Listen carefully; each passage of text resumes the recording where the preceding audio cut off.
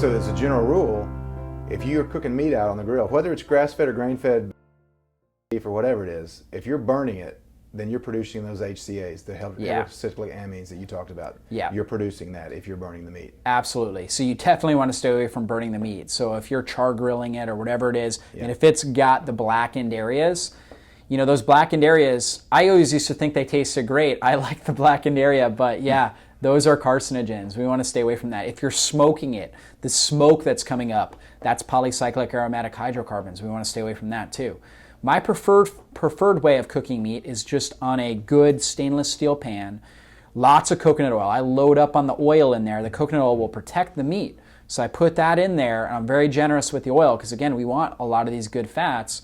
And then I cook the meat in that. And I just cook it till it's, you know, just lightly browned, and that's good. Now, if you are going to do the grill, okay, an outside grill, you're going to do with charcoal, things like that, you would certainly want to make sure you marinate it. And you can marinate it in things like extra virgin olive oil, lemon, fresh squeezed lemon. And the lemon and the olive oil provide an antioxidant defense to help protect the meat from producing a lot of free radicals when you cook it. And again, just don't let it smoke, don't let it burn. So try to pull it off there a little quicker, and you're going to do a lot better with that.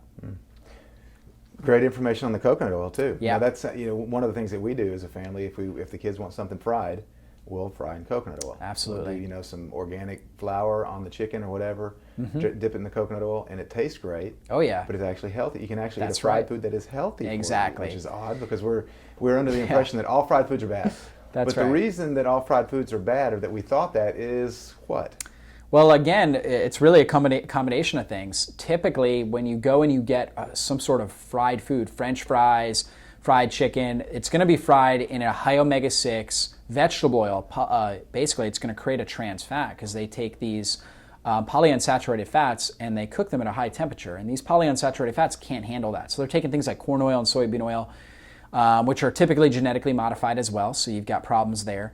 But then they cook them at a really high temperature and they create a trans fat. And so it's just basically typical fried foods that you find in America are loaded, saturated with trans fatty acids, which are extremely toxic and destructive in the body. So we definitely want to avoid that. On top of that, they're usually using the wrong type of batter. So they've got a lot of gluten in there and genetically modified ingredients in whatever their batter is that they're using with the chicken and the French fries. And of course, typically the chicken's commercially raised. And so you got a whole bunch of problems right from the start.